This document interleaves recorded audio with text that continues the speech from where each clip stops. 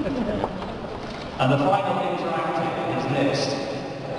The fanfare trumpeters of the lifeguards, the Bill's Regiment, sadly are suddenly deceased, so they can make it. Rapidly ready guards, I thought they caused a chaos and celebrate. So I'm ready to go out to you. And in time and fashion, I want us to count down from 10 to 1. Are you up for it? Let's go. 10, 9, 8, 7, 6, 5, 4, 3, 2,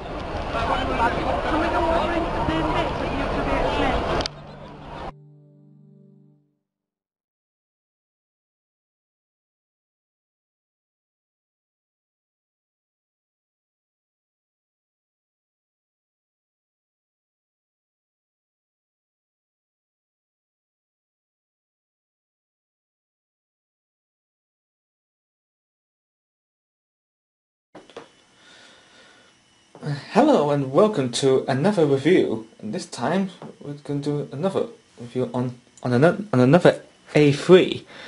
And the other ones I've got is a special editions Flying Scotsman, the one in black and one in apple green I did reviews earlier. Those were a bit valuable, and the only reason I got this here, I want to buy something more valuable than the Flying Scotsman models. So what we got here is an A3 locomotive. It's called Brown Jack, number 60043. It's dark BR Brunswick Green. You can see it's a super detailed model, and you can see here it is DCC ready, and its product code is R2966, BR462, Class A3 Brown Jack. Again, the wheel configuration here. 4 wheels at the front, 6 wheels in the middle that are the driving wheels, and 2 wheels at the back. So anyway, the locomotive is currently in the box. So anyway, I'm going to take it out and see how she looks.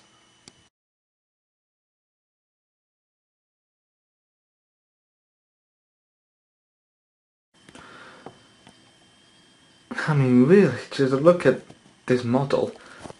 Isn't she well amazing here? You see here, if we go with back view there, side view I mean, got Brown Jack here. Just look at how well modeled these coupling connecting rods are. And again, got a speedo cable here. Measures the speed of performance of the wheels, I think. And you can see here, a nice vacuum pipe there, the lamp irons there. Oh, what you can see there is those.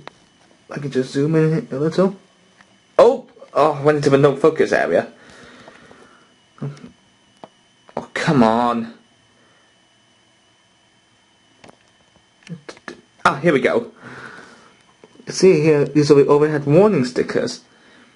That's just show that some of the A3s in the 60s were probably running on the electrification on the West Coast main line, like for example number 60052 Prince Palatine, where she only had that yellow stripe on her cab side here. You can see here 60043, and what we can see on there, if the camera just pick that up, there's London North Eastern Railway, Doncaster, works number 800 I think. Does it say 800? 1935. I believe this was like the last A3 to be built. Let's see, 6043. I can zoom out a little. And okay, there's a number here on the smoke box. If we can just zoom in. I like the number on the smoke box. And there's a check code here, which is 64A. I'm not sure what that means. Probably be like King's Cross top shed, I think. I think the A3 used to be allocated at King's Cross shed, or sometimes at York. You see it's got A3 on it, and also got strong buffers. And also we've got, to zoom out a bit, got a nice double chimney here. Nice banjo dome, same shape as Flying Scotsman. You can see you've got the safety valves and the whistle, and you've got nice roof vents that open, since this is a super detailed model. And again, we've got nice view of the smoke deflectors here, which most of the A3s carried in the early 1960s. That was added in the late 50s by British Railways. I mean, see, like I said, what British Railways did with them as well. Because of the smoke obscuring through the double chimney here, it was well hard for the driver to see what was going on, and therefore they had to put the smoke deflectors on to make the driver's vision more easier. Yeah, and they basically they did the same. Double chimney modifications as well on the A4s, but they didn't they didn't actually put the smoke deflectors on the A4s. So they sort of like, they had their balance. the side balances, which covers like part of the wheels here. But they only had their balances removed during World War II, and they were obviously never reinstated in service. Got, again, nice lamp iron there. You can tell this is exactly the same engine as Flying Scotsman. Except Flying Scotsman is mainly like in the LNER apple green. And again, what comes with that is, again, the flanged wheel here. Again, if you want to put this on display, I wouldn't recommend put this on train set curves because it would just keep derailing. And I forgot to mention here, if I could just separate the tender, right, you can see the wheels here are flanged. So if you want to run this on train set curves on a layout, and here, just put the tender back on a bit. I'll get onto the tender later. It also comes with these like small cylinders here. I think they're probably for display purposes, I think. And also we got these air brake pipes again. Brownjack never actually had brake pipes in its day. And she, if I remember, I think she was basically withdrawn in 1964, I think, from the regular service. Well, Flying Scotsman we had was withdrawn in 1963, but is now preserved. Again, we've got nice overhead warning stickers, like these washout plugs here for the boiler. I can just separate the tender and show you the cab. You can see here. You can see a nice view of the cab. We can just zoom in there. It's quite difficult to see the dials in the setting here. I can see there's the injectors for the boiler. There's the levels for the boiler and the tender. I think that one, you can see on a long bar there's a regulator. It maintains the speed for the locomotive. And there's the firebox for the fireman to shovel coal in from the tender. And there's a reversing gear for the direction in which the loco is travelling. Those are bucket seats for the driver and fireman. I mean, take for example, well, if you have a look at the real Flying Scotsman at the NRM, you will see the layout here. Although the layout is not quite finished, but there's a lot of work that needs to be done with. And again, it's got this plug again, which makes you get on Hornby models these days. Just in case if you have like DCC. Anyway, enough of the locomotive. Let's move on to the tender. You can see the tender here is like a Great Northern design with the coal wheels at the top. I believe Gresley had introduced those when he made his A3s as the A1s. You can see here we got overhead warning stickers again. And those are some things for the water. We look on here, we've got the coal here, which you can shovel in from the tender here to the firebox. Now, this is like where the water goes. Here, and this is where the chip goes, the DCC. Got a nice NEM coupling here. If you have Mark 1 coaches, just checking this. Coal wheels again, got strong buffers again. Neat handy. Got a nice vacuum pipe here. These pipes are very important because of the look. Because if it's pulling the train, they have to be attached to the coaches to make the brakes work. But if not, it wouldn't work. If it's running by itself, then it's all right. Because just zooming in on here. See, it's got the late British Railways. Look, this is the late crest for British Railways here. Oh, I really forgot what I was supposed to say, really. I'll just put the tender back on, since there's not really enough to discuss. And again, I've got to mention, got these steps here for, in case the crew wants to get access to the smoke box for like cleaning out. Now I'll just finish off this business. Oh, damn it! I forgot to say. We better see how she performs.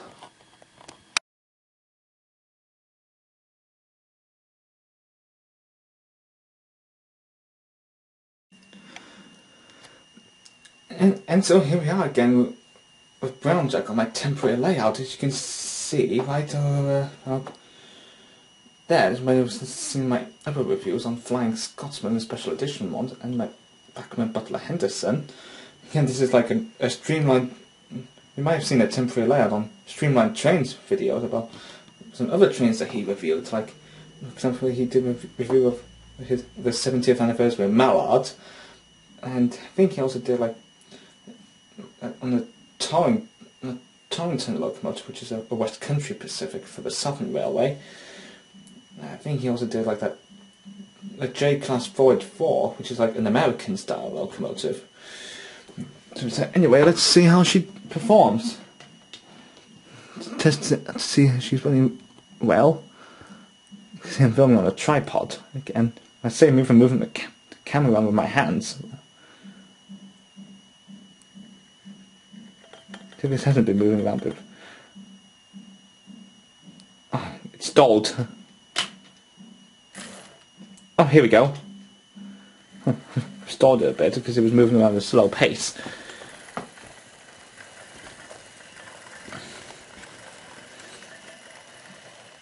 Moving around is. Let me just move the controller a bit. Oh, sorry about that. Oh yeah, one thing I forgot to mention in the review is there's overhead warning stickers on the tender as well. You see, it's got no corridor tender on it. So maybe there was like no crew changes en route, from London to Edinburgh.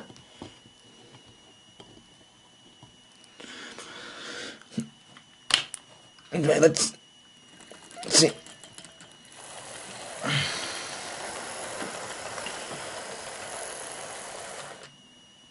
Isn't she nice running on the tracks in the green?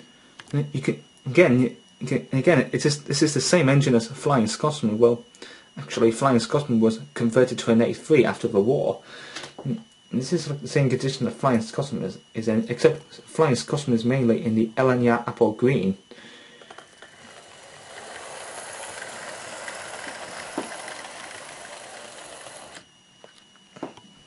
You can see I've got no buffer beams on each end. Stopping on the edge just in case it derails or falls off the table, which I really don't want it to do.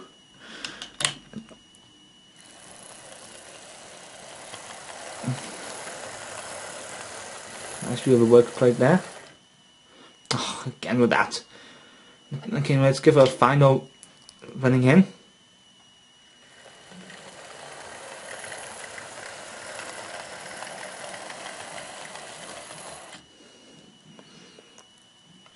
Okay, let's see if she runs backwards for the final time.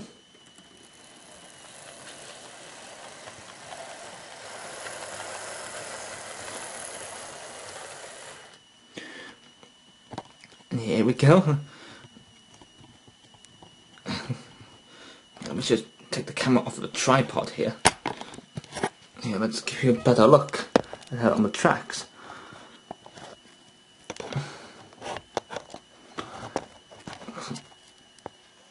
Just look at that. Isn't she a beauty?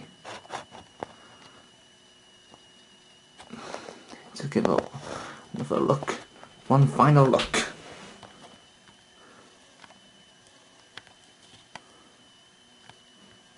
Look at that, isn't she nice? Anyway, I think I'm really going to finish off with this review, and I'll probably see you next time for another one. I mean, I meant to say was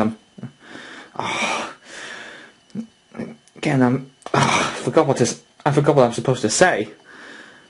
Anyway, I will see you next time for another review on my model train collections.